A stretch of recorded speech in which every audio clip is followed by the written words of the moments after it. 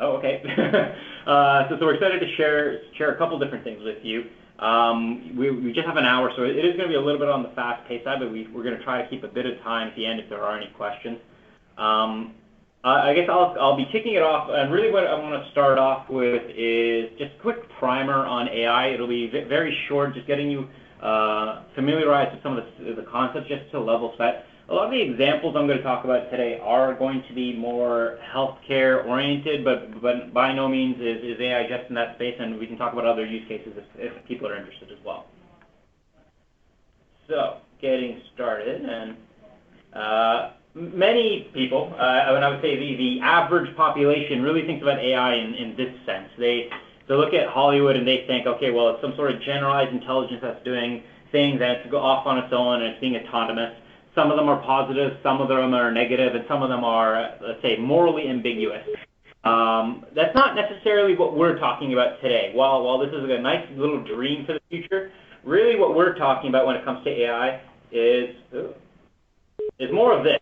A lot of apps that you may be utilizing today that leverage artificial intelligence and machine learning in some way. Sounds like someone may have put us on hold. Okay. And really what you can think about these solutions is applied mathematics. They're really just taking data, they're trying to figure out how do you make sense of it and come up with predictions.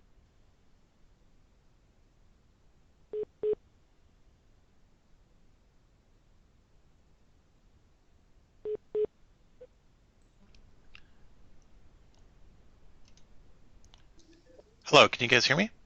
I can hear you. I was just going to say, was it just me or is he gone? Yeah, I think we lost him.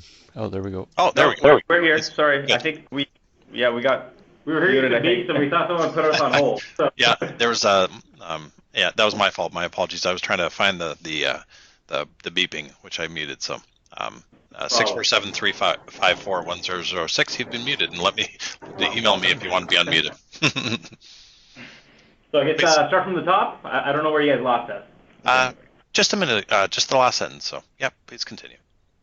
Okay, yeah. So really, where we are is more AI in this sense. So they're narrow applications of AI, and they're things that impact your life in many different ways. And it's effectively just applied mathematics. We're taking data, we're trying to make some sort of sense of it, and trying to come up with predictions, whether it be through images, through text, through voice, or through structured data.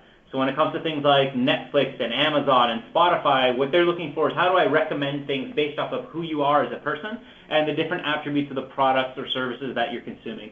Obviously, things like Tesla are trying to perceive the world and act in a space to drive your car and keep you safe.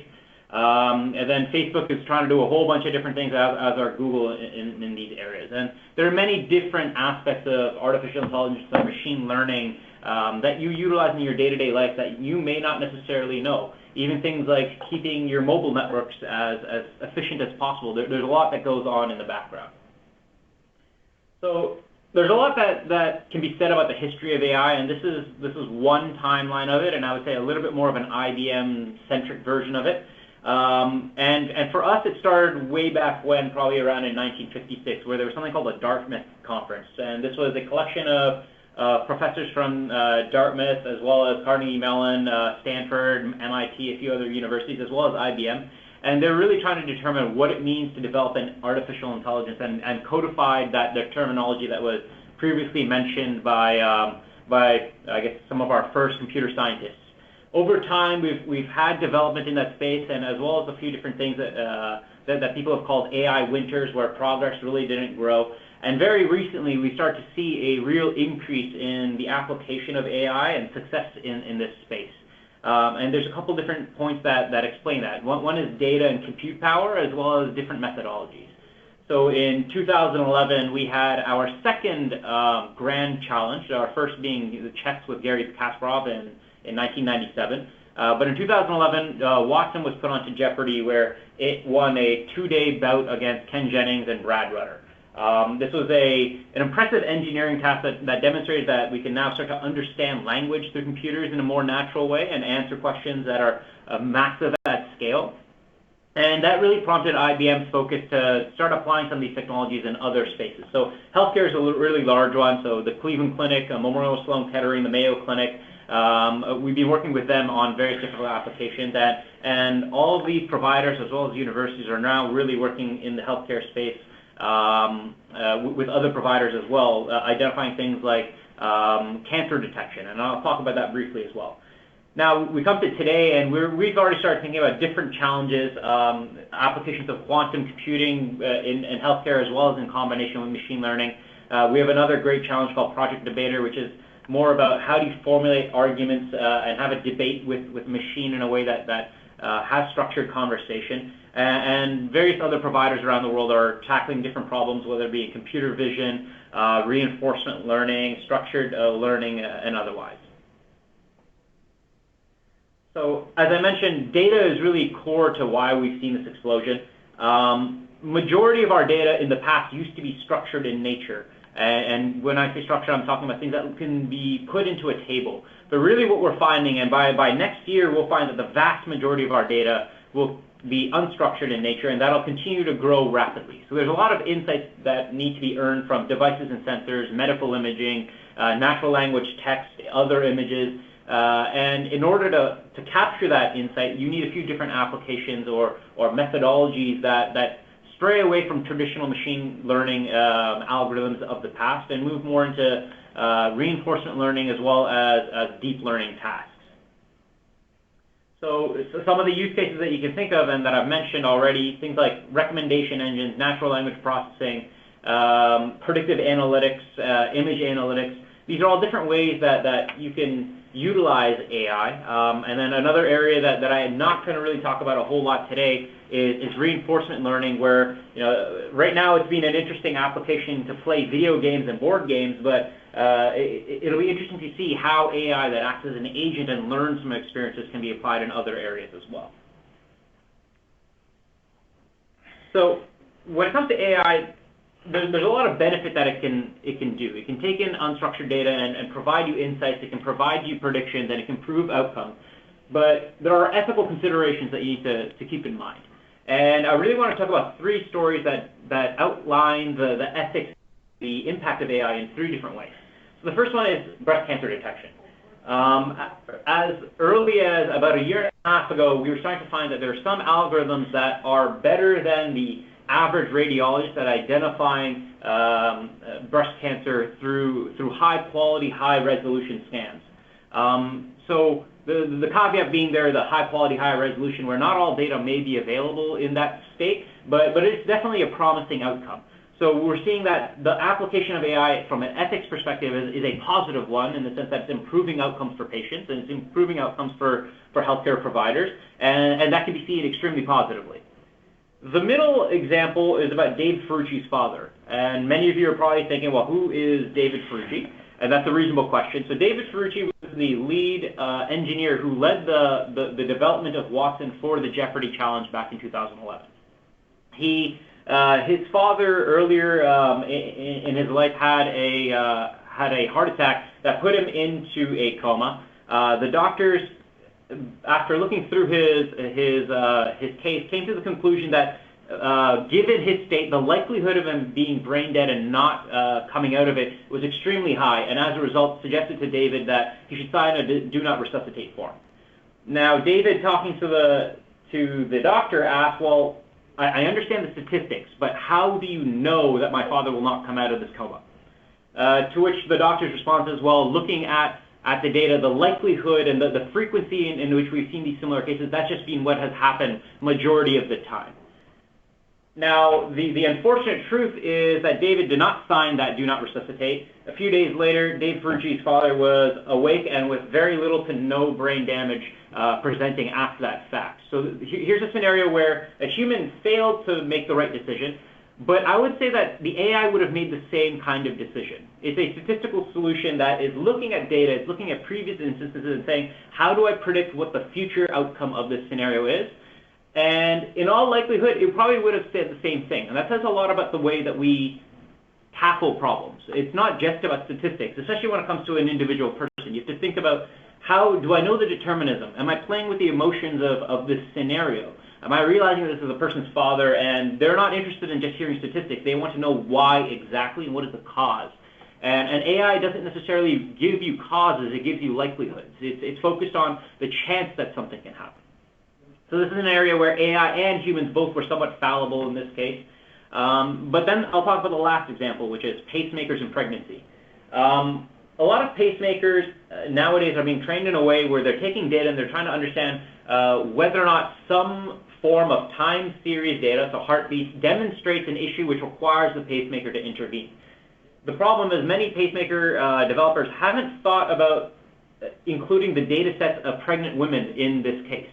There was a case a few years ago where a woman who was near the end of her pregnancy had some sort of heart anomalies occurring because of the pregnancy. As a result, her pacemaker that was installed for a previous issue kicked in and causing issues that could have threatened and harmed her as well as the unborn child.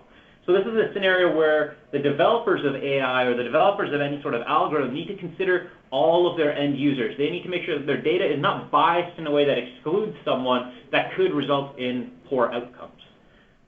So hopefully those three stories in a bit more of a medical format outline three different ways to think about AI. It can improve your outcomes for patients, or it can improve outcomes for any user. It could fail just in the same way that a human can fail. And then in the case of biases in your data, it can definitely fail because it doesn't have the experience, it hasn't learned from a wide data set that represents your overall population. So hopefully that was a quick and dirty introduction to AI and some of its ethical impacts. But now I want to swap the conversation and be more focused on dialogue systems. So my area of expertise is around natural language processing.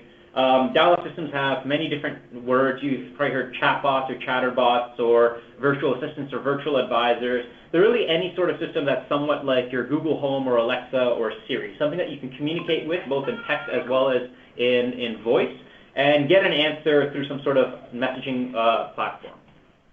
So the use cases for something like this are predominantly threefold. The first one is customer care, so providing an end user with information that allows them to solve their problems or to self-service themselves. The middle one is around employee productivity, so how can you utilize a chatbot to give insights and information and standardized policies and procedures to your employees so they can speed up the way that they're working. A common use of this is HR and IT help desks.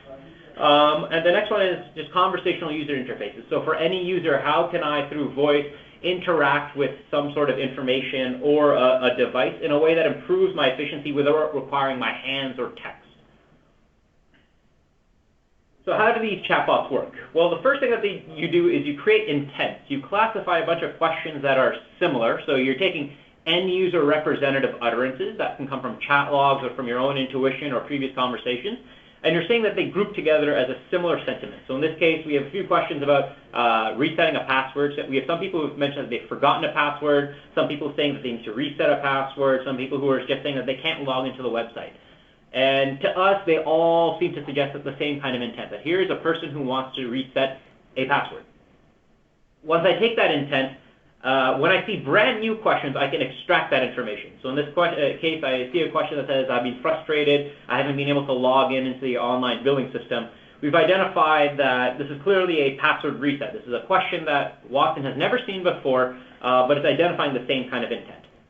The next thing it'll do is identify entities. So entities are typically nouns. They're terminology that are either unique to your use case or commonly utilized. So in this case, it's an online billing system. We're clarifying that the password that is being reset is for the online billing system and not your email, not your computer, and that's guiding what we're going to be providing answers for. The next thing you may want to do is understand someone's emotion and their tone. In this case, this person is clearly frustrated. We're leveraging some sort of sentiment analysis. And we may choose to utilize that information to change the way we respond, either by having a more sympathetic tone or saying that maybe a chatbot is not the appropriate methodology to contact this person. We should escalate them and get them in contact with a live human being. And then finally, we're bringing in any other context we know about them. So this is context that has come from other messages in the conversation. So we may know that they're Bill Smith, they're 47 years old and a gold member. And other context we may have is being loaded in from other data sources. So in this case, we may know that they're contacting us from a mobile phone, and as a result, we may choose to escalate to a live agent because this is an angry, high-value customer, and they're already on a medium that is suitable for having a call. So once you have all those pieces of information, it moves into the aspect of dialogue. So dialogue is really the way we build out our user experiences. So in the case that someone says, I want to reset a password, the approach might be to guide a person through the steps one by one. But dialogue doesn't necessarily need to be a text response. It's really just any action that determines the outcome. So you may choose to deflect, which is transferring to a human agent. You may ask for a map, and you can populate a map or show them how to navigate within an application. We may choose to pull up documents that have the right answer. Or we may try to call an API that is an algorithm that suggests the next best action. So really what you do is you classify that initial question, you understand what the meaning of the question and what a user wants, and then you come up with an action that you can do that's going to provide them with the best user experience. So this is one of the areas where AI and user experience design really start to meld together, because it's all about creating the customer experience for them. And there's considerations in terms of the way you write your copywriting, the way you write your flows, and when you're going to escalate and deal with a human being for when the bot starts to fail. So now I'm just going to show you a quick demo of what one of these bots can look like. And I guess I'm going to have to figure out how to swap my screen. So I'm going to stop presenting and share my screen again.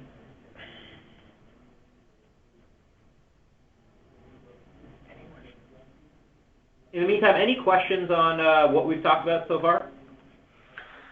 Hey, sorry, Jeff Russell. Do you have a couple just minor questions? So at the beginning, we're talking about basically we're just aggregating data, right? And so it's knowing the right data to aggregate before we aggregate it. So really, there's two layers to the AI where you need to make sure you have the right data before you start doing that aggregation. Is that what we're? I mean, that's the nutshell for AI. Yeah, well, data is always a major component of any AI system. The better your data and the better that it is organized, the better your solution is going to be. So when it comes to the chatbot, that first step of grouping those things together, that task has many different ways that you can do that task, and you can group things together in any way you want. But thinking about the best way from the perspective of a user experience is where you're going to see a lot of impact or positive impact, as well as thinking about the impact that it's going to have on the quality of the classifier and its understanding. So there's a technical understanding, there's a user experience understanding that goes into this task. Right. So and then that part is just commonality. So there's like you're looking for the word login or password and grouping those based on those commonalities. Is that correct?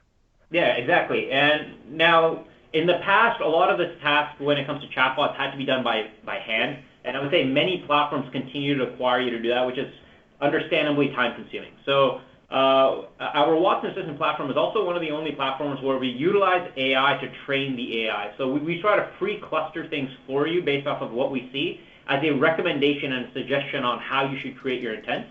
And then you as the administrator have the task of agreeing or disagreeing and accepting those changes and making adjustments. So as it starts to learn how you want to cluster, it keeps updating its approach. So it's always helping you get the right answer or better training on an ongoing basis. So it really removes that hand-driven task of the past of grouping things together in a large Excel document, for example. Right. And so you're just verifying if it's saying, hey, we think when they're doing this, they want X. If when they say, and so you're just building up that library of commonalities to nail it down to what you think the caller intent would be or the message intent would be. Yeah, exactly. Right. And then, I lost my other train. Carry on. It might come back. Sorry. Sure, no problem. And so right now I'm going to show you a very short demo. This is the versusarthritis.org. So they're an organization in the UK. This is a purely informational bot, and it's really driven to help users who are struggling with arthritis and need a little bit more information. So I'll get started. And the first thing it's going to ask is my name. So that way it can reference me throughout the conversation, and it just seems a little bit more personable. And then it's asking me what kind of condition I have. And I'm just going to type in RA. Now, in the domain of arthritis, this makes a whole lot of sense. It stands for rheumatoid arthritis. But in other domains, it doesn't necessarily have a lot of meaning. So this is a system that was built as an expert system, one that understands the domain and provide data specifically around that domain for the type of user who's going to utilize it. So now that it knows that I have rheumatoid arthritis, it's going to ask me a question. So, I may say, what is RA? I don't necessarily have to type rheumatoid arthritis ever. And it'll give me a definition for what that is. And then I may say something like, what are the treatment options? I don't think we can see your screen. You can't see my screen? Oh, no. Okay. No, it's got that. It's the Skype interfaces on the front. Can you move that chat bot to the left of your screen? Here, if you drag the people that are speaking to the top right, you can drag that at least in Skype as well. So that's another approach. Yeah. Any better now? Still? I think the prior. I would just do basically what you did, and the people that are using Skype can move the people that are speaking to a different angle. This also works. Sure. That works? All right. It's not like the rest of the website matters a whole lot anyway. So in this case, I said, what are the treatment options? And the important thing to note is we always want to design conversations that are contextual in nature, so they sound more human. In this case, I'm not asking for the treatment options for rheumatoid arthritis specifically, but it knows that is the context of the conversation and doesn't need it specified. If I hadn't earlier mentioned rheumatoid arthritis, it would do a task called disambiguation. Effectively, it's trying to understand what do you want to know the treatment options for. In this case, I can jump directly to an answer, and it's saying, well, there's a few different treatment options. You want to learn a little bit more about drugs or therapy. We create buttons that will help guide a user to get to an answer quicker, knowing that they're likely going to be the types of responses they're going to provide. So if I say drugs, it'll provide me a little bit more about them, and I can pick and go a little bit deeper there as well. Then finally, I may say something like, I've been having some pain. Should I go to the hospital? Hospital. So now it's coming up and telling you, well, aches and pains are common. Sometimes they may be caused by unusual strain. You should typically go see your doctor if you have these particular symptoms. If you have any issues, you can call this number. So especially where today a lot of our waiting rooms are filled up, especially in our emergency rooms are filled up with people who don't necessarily need to be there, this becomes a resource to inform the consumer and let them know when they should or should not go without having to call, I'm trying to remember what the number is for the nurses, 411? At least in Ontario, I think that's what it is. So this is just a purely informational use case, but you can start to think, well, where does this go from here? How do you evolve this? Can I start collecting some of their information that would be utilized for an intake form? So while a person is on the way to the hospital or to the clinic or to their family doctor, they can fill out the information through the bot about so when the doctor is talking to them, they're not spending time collecting information that would have otherwise been done digitally. At the same time, you're starting to think about, hey, can I minimize the wait times within the waiting room so people are showing up the moment that they know that things are going to be prepared? How can I bring in a self-service aspect to this chatbot that improves the way that someone can interact with their healthcare providers or with the information that they need to make decisions on their own? So that's a very quick and short demo. Hopefully it kind of whets the appetite and gives you some things to think about. But in the interest of time, I do also want to start talking about some of the other topics, or rather Ramey is going to start talking about some of the other topics around computer vision and how some of these projects are structured and how we actually implement them. Advait, I actually just have a quick question before we move on from the chat bot. Sure. So the keywords that the user is giving inside the dialog box, are you using those keywords to build the dictionary of the chat bot and then modeling those responses, or? Right. So we're not training based off of just keywords. We're training off of full sentences. So it's starting to understand the meaning of the sentiment of a message in a grammatical sense. There are keywords that we'll want to bring in there. So the example that I had given you was the the online billing system. Or another example in the case of the arthritis was RA. Those are key terminologies that we're building and adding into a dictionary so it can improve its understanding. Mm-hmm. When it's the combination of that intent, so the AI is understanding the intent of the question and seeing the entities that are relevant to that question, it can then determine the appropriate response. So whether it be dialogue or giving you a form or transferring you to human or showing you a map on how to navigate. Cool. Thank you. Yeah. Any other questions before Ramey gets started?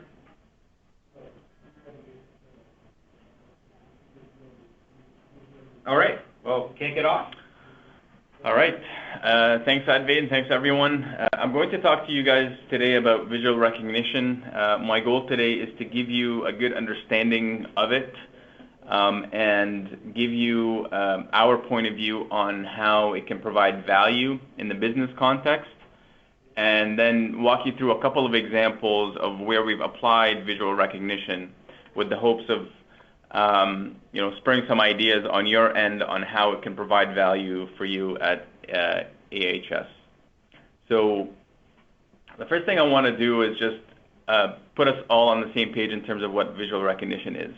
Sometimes, I do these workshops and I ask people, what comes to mind when somebody says visual recognition? And sometimes, I get, answers like, oh, maybe facial recognition. I know that's been in the news a lot lately.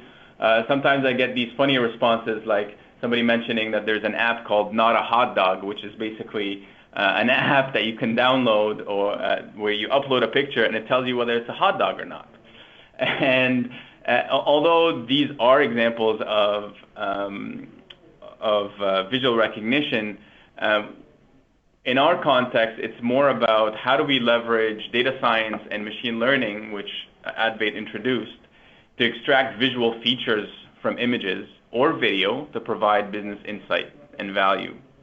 And so you can think of that in terms of looking at a particular form and expediting the extraction of information from that, looking at a video and trying to see where some anomalies are being detected in a security type of situation, or you can look at maybe X-rays and trying to accelerate the analysis of X-rays with a high level of confidence to say there's something wrong here, there's something wrong here.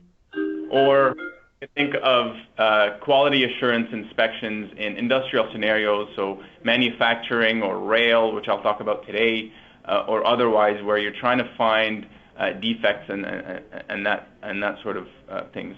But to boil it down into a series of terms, and you may have heard this before, people saying a model, a visual recognition model or an AI model. What really this is a series of mathematical computations or operations that use artificial neural networks. So these are neural networks that kind of resemble how our brain works, that fire into those nodes, and typically you give them an input and they give you an output. From an object detection perspective, this is really just about locating where something is on an image, right? So think of a where's Waldo situation where you're looking at a big image and trying to locate where Waldo is. Classification is the categorization of objects into classes. So, in this case, it might be, Waldo's wearing a black shirt or a red shirt or whatever the neural network was trained to classify. In other instances, we do measurements. So this is kind of combining detection and classification at the same time, while also giving us an understanding of how big something is relatively on an image. So this helps in those manufacturing scenarios that I mentioned, or it could also help in medical scenarios where you're looking at certain imagery or rendering of a graph, or perhaps an X-ray or something of the sort, and to help people make or augment the decision-making process.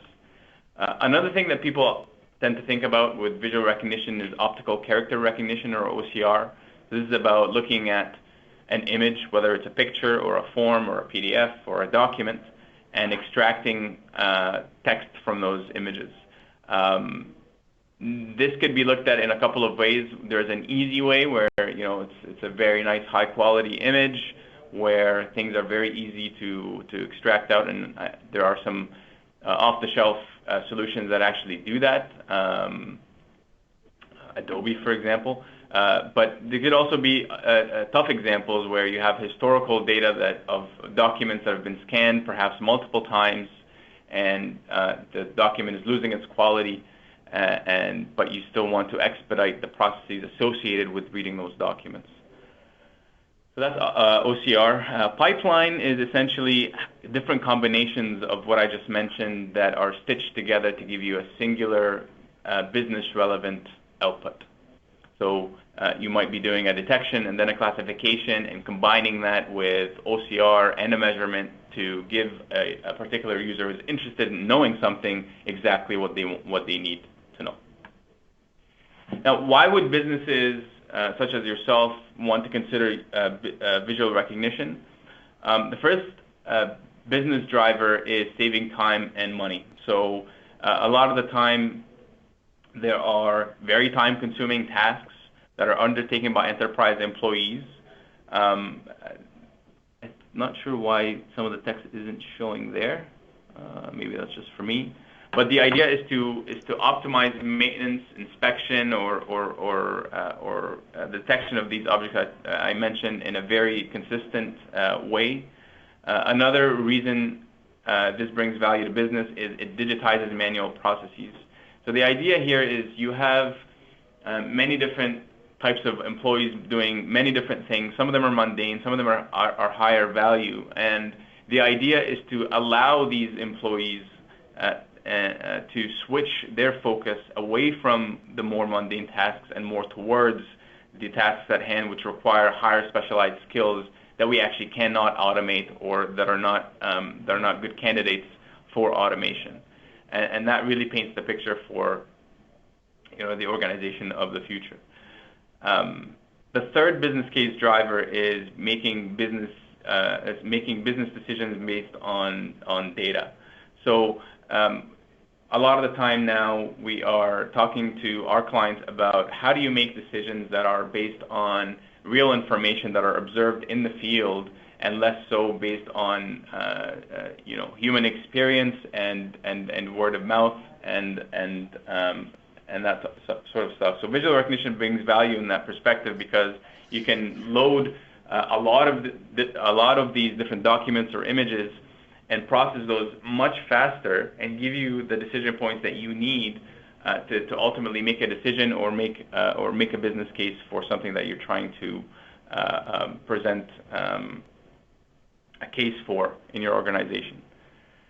Last but not least, I've worked with clients who are using visual recognition to augment their existing capabilities and actually find new sources of revenue. This can take on many different forms, and it's probably the hardest one to think about for organizations, and it requires a little bit more maturity. But nonetheless, it's a very relevant business value that we're talking to with our clients when it comes to visual recognition. So I'll take a pause there and see if there's any questions before I move on to some of the examples where we've applied visual recognition. Hi, Leslie here. I have a question. Can you hear me? Yes, I can hear you, Leslie.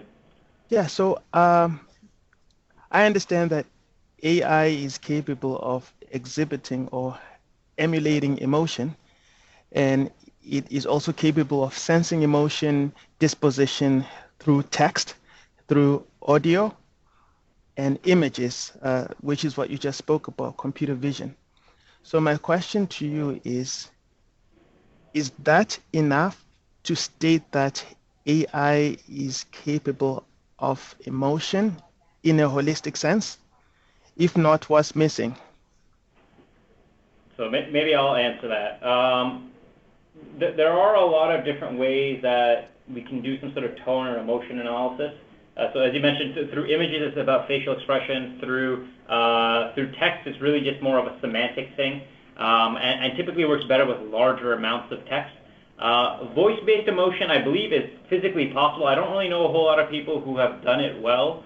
And now, at the very end of the day, if you were to have an image and voice stream of a person and piece it all together, maybe you could really try to understand the emotion of what that person is in. But effectively, at the end of the day, it's a pattern-based system.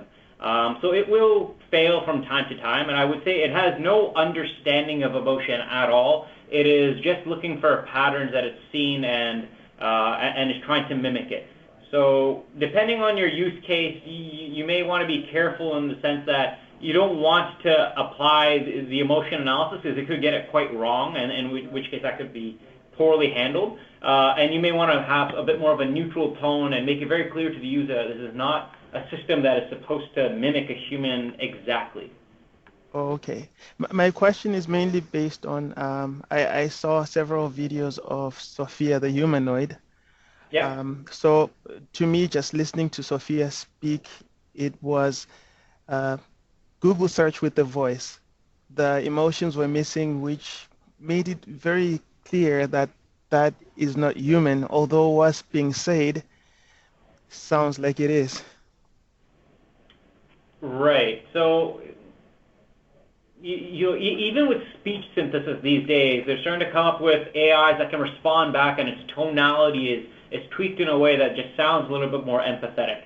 And I think we are getting to a place where AI can act and sound a little bit more empathetic than it has in the past, but by no means would I say it mimics anything close to human emotion today. Yes, and then my last part is that voice response that we get from cell phone companies. I think I noticed it at first with Bell. That system is amazing. It sounds more human than everything else that I see out there in public. Do you have an idea what systems they use for their voice response when you call in for support? So I don't have their exact contact center system. I think it used to be like a Genesis-based system. Now, the thing you have to be careful of is sometimes those voice systems are built out by actual recordings. Earlier in my career, I actually used to build IVRs, and we would actually go into a studio, we'd capture audio of all the different things that the bot could say, and we'd piece it together. So hopefully it sounded as human as possible. But more and more, there are speech synthesis APIs that are starting to get tonality and pitch really, really well. IBM has its own speech synthesis solutions, Nuance does, Google does, and we're all working towards that kind of effect and trying to achieve that kind of thing. Yeah, so this is Jeff. So I'm in the contact center, and yet it's Genesis with a Nuance backend. But they do have a voice talent they use. They are not using a text-to-speech engine right now. Well, IBM, it's a real person, yeah. Or Thank you very much. Yeah.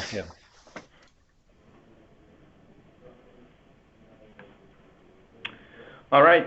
So I want to talk to you about one of the key success stories that I have personally led here from IBM. It's work that we've done with a first-tier rail client, and their goal was to assess how visual recognition and AI technology can optimize the way that they manage their operations and how they do safety inspections, which are currently manually done today. But the sheer volume of trains that are going on their rail network makes it very difficult for them to meet the safety standards that they do want to meet and the type of excellence that they want to have there. So there's a number of use cases. There are actually 100 of them. There's a program that we're about to embark on very soon, and I'm going to show you a couple of examples. So this is a scenario where safety is at stake, and the client is trying to detect defective securements on their trains. So they're assessing many different aspects of the mechanical components that make up this engineering thing called the train and the train cars. And we were able to build these visual recognition models very quickly for them. And I'll show you how that is done in a demo. So I'm going to switch my screen. So now I have to go, where do I need to go, Advait? To switch screen? Yeah. Yeah, so I think you have to go to just do desktop. Okay. Hopefully it renders well. So are you seeing my screen now? No, I'm just seeing the demo page still. Give it a second. Yeah, you'll probably have to share the application.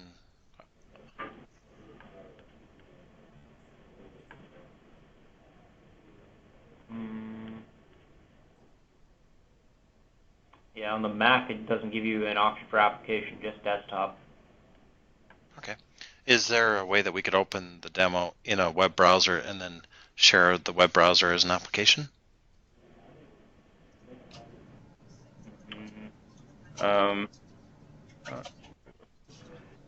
We're trying to. It is on the web browser, right, Ramey? Yeah, it is on our web browser. Yeah, we're just trying to get it to actually show the web browser, because on a Mac, it doesn't give you the option for application. It says desktop. So I actually have if I switch over to my presentation, there's a couple of images that I can show you that I think will do a good job of getting the point across and showing you the type of complexity that this technology can deal with. So I'll switch back to that. So are you still seeing my I can't zoom in, eh? Okay.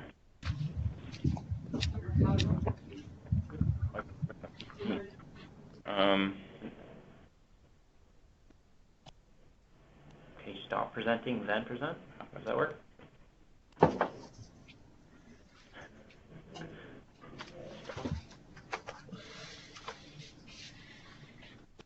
Yeah, now try sharing.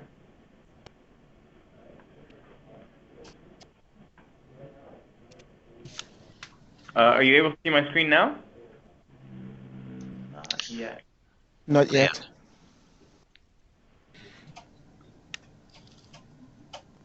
No.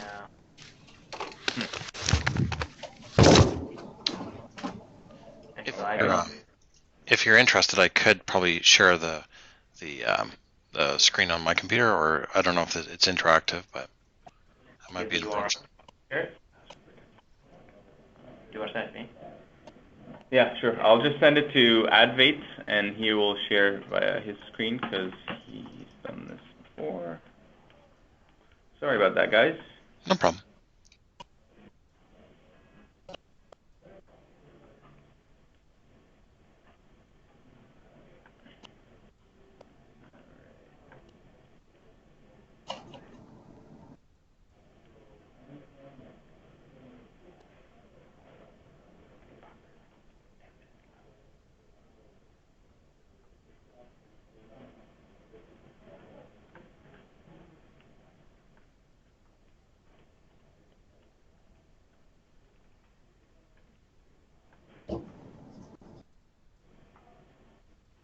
All right. Now let's see if I can hear. Oh, I guess you're no longer seeing this.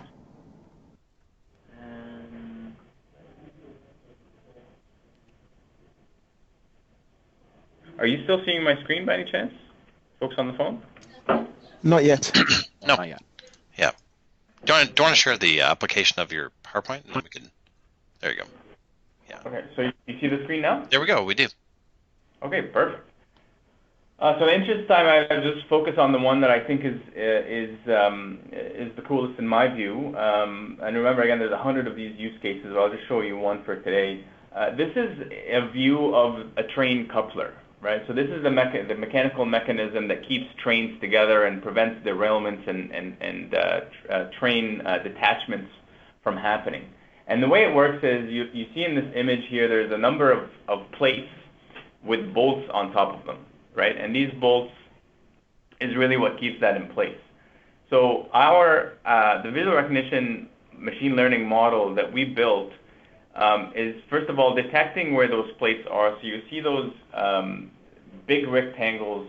There's 3 of them on this image where I've zoomed in, and then within that you're detecting the presence of these bolts. So these bolts take on many different shapes and sizes. And the idea is to detect whether the minimum number of bolts is present in these images, and accordingly classify that image as either defective or not. So if we look at the first, the top of the image there, you'll see that all the bolts are present. There's no problem with that plate. The second one, we've actually have to train it to ignore what looks like a missing bolt here, so that because it's outside of the carrier plate and it's rather classified or categorized as noise. And then at the bottom, you have an actual defective plate because there is a bolt that's missing here, and that's shown here with the red rectangle. So in this case, it would be a defective carrier plate, and by regulatory standard, this car would actually be required to be maintained at the closest possible inspection and maintenance point on the rail network. Here's another example of where the train coupler is effective. You've got on the top plate there's two bolts that are entirely missing, and this is an even more severe situation where they're required to take that car off of the line immediately just to be compliant with the regulatory standards. I'll show you another example that also interesting. This is called the brake piston example. So this is looking at the entire car from the bottom and trying to, first of all, detect where the brake piston is. So you can kind of tell this is more of an obscure type of image. And this is where we are detecting where the brake piston is. So it's found it there. Now it's marking it in red because it's engaged where it's not supposed to be engaged. So think about a situation where if you're driving your car, you definitely don't want your brakes engaged when you don't want them to be engaged. And here's also a good example of measurement where we're doing a ratio between the diameter of the brake piston and the length to which it's extended. So in this case, it's 1 to almost 4, and that meets the thresholds of a defective brake piston, and so it's marked accordingly. So in the interest of time, I'll just switch back to the presentation and talk to you about other applications of visual recognition. So I'll just get that back from Advait in a second here.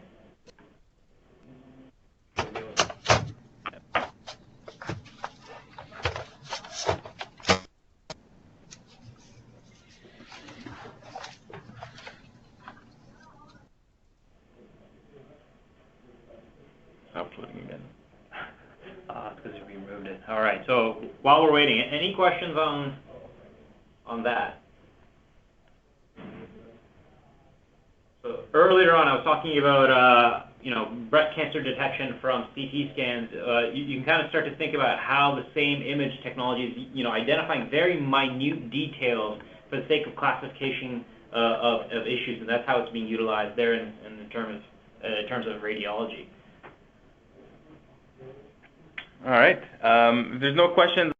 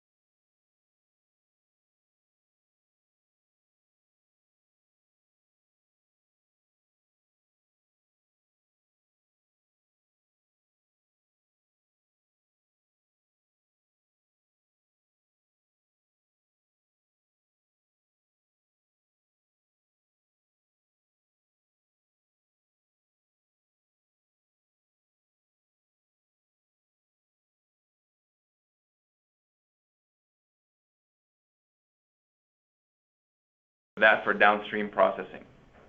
So think of any type of form or document that may be being filled out manually and somebody else has to read it and perhaps do data entry.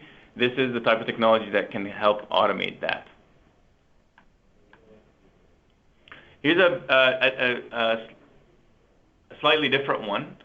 This one is a real estate management client that was interested in understanding how the space in their facilities is being used.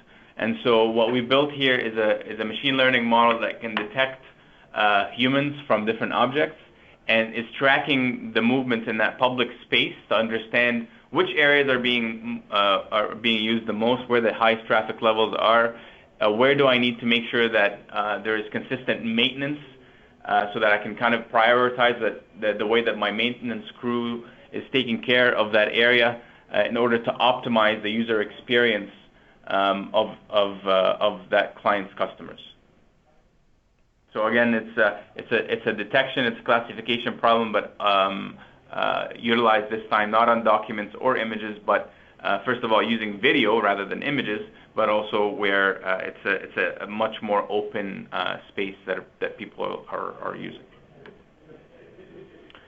I'm going to switch gears a little bit and talk to you for a couple of minutes on the IBM Innovation Garage. The IBM Innovation Garage is a new way that IBM is bringing innovation to its clients. It's a vehicle for bringing the depth and breadth of all IBM capabilities in visual recognition, in conversational AI, and even outside of AI to drive innovation with our clients.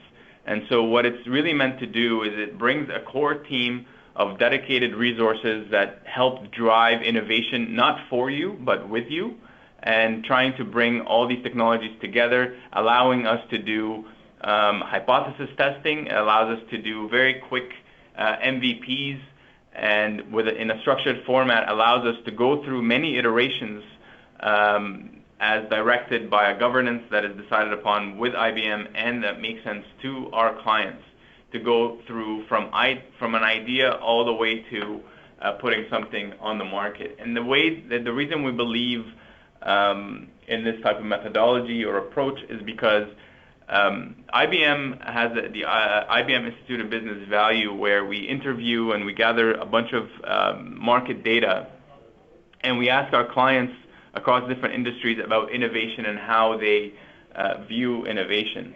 And 72% of the businesses that we are talking to are telling us that they are susceptible to digital disruption in the next 3 years. But with that said, only about 14% of them believe that they can act quickly enough to compete against that disruption. A lot of them see innovation as a great opportunity, but is also a very risky one. And so with this approach, which I'd be happy to spend a little bit more time with you in another opportunity, is a way to scale innovation in an effective way, bring about enterprise-grade solutions, but also managing the risk and the investment going into it. Finally, I want to give you a couple of suggested next steps. So I introduced the IBM Institute of Business Value, or IBV. There's many different ways that you can kind of continue to tap on and take advantage of the education and the material and the insight that's in there. So there's a website that we have. There's multiple reports that you can download, read, and share across your organization. And the second thing I would invite you to do is to continue the conversation with IBM. We collaborate with our clients of different industries. We bring all that knowledge, that business insight. We have research institutions. We have partnerships with universities and innovation hubs that can bring a lot of advantage when it comes to innovation and disruption. So, on behalf of the IBM team, I'd like you to consider an opportunity where we can meet again. We can talk about some of the challenges, the pain points, or the opportunities that you see are shaping up within your business. Help you understand the current state, the future state, and then work with you and collaborate on how we can get there. There is an annual IBM conference. Happens in San Francisco. It's taking place in May of 2020. And should you be interested, please do reach out to Rehan or Advait or myself, and we can talk about that and see how that can bring value to you as well. Hey, Ramey, it's Cam Toner. I'm just going to jump in quickly. I apologize. Both Peter and I couldn't make the start of the meeting, but for the folks on the phone, I'm the client exec for IBM for healthcare and a large chunk of the public sector in Alberta. So just to echo the offer, if there's interest in Think or follow-on conversations to what you've heard today, you can also reach out to me if that's an easier approach. Jesse has my contact information and others in the group.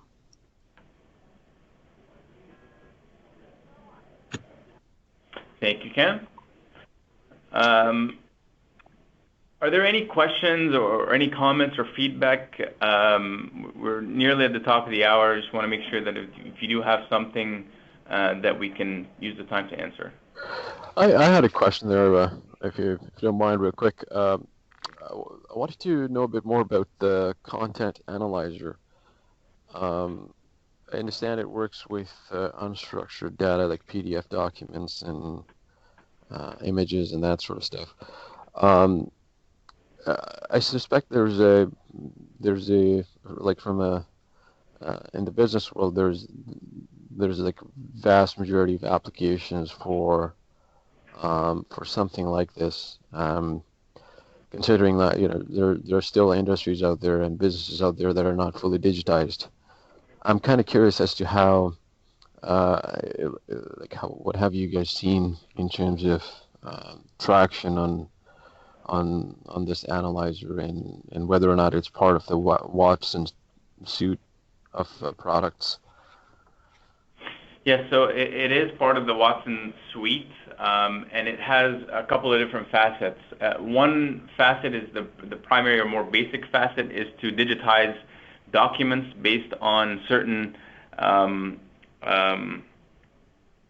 let's call them frameworks or topologies that have to do with a specific type of context. So there's a healthcare context, there's an engineering context, right? And so Content Analyzer is being used now across many different clients. It's a global offering that can be supplied with all of these documents that you want to analyze, and then provides an output in a way that can actually be processed very easily downstream for different business functions. So that's the primary aspect of it. The second aspect of it is that it is exposed or can be exposed to the different type of Watson services or AI services that can be tagged on to it to do things like, for example, if you're looking at text analytics, understanding tone, understanding I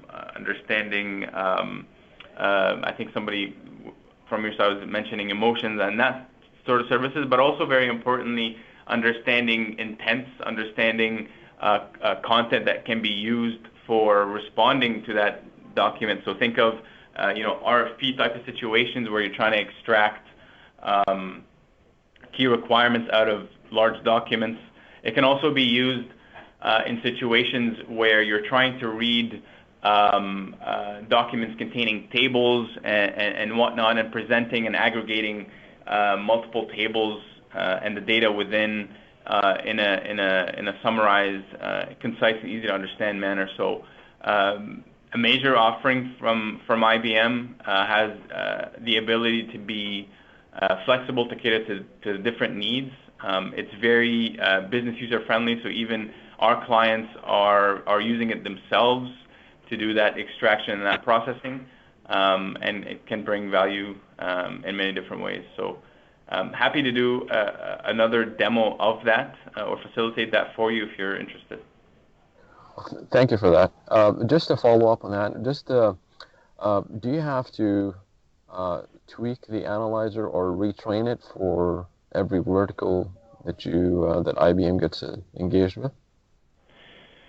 I wouldn't call it training. I think it's really a configuration and creation of that context-specific framework.